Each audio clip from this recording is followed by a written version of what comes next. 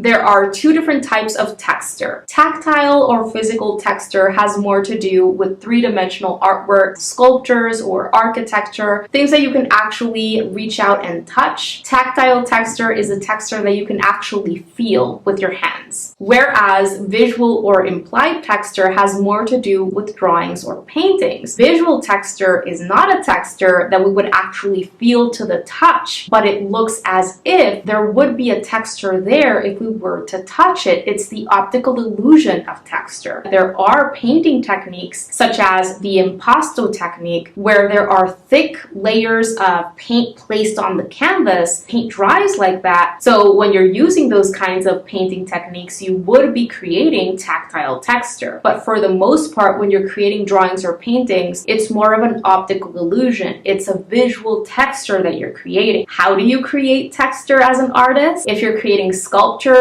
and ceramics and things like that where it would actually be tactile texture, it would come down to manipulating the materials so that you can actually change the surface via adding or subtracting to it so that at the end there is an irregularity. It's not completely smooth. And when it comes to visual texture, it comes down to developing a range of lines, marks, and shapes and values to help us convey the texture on hand.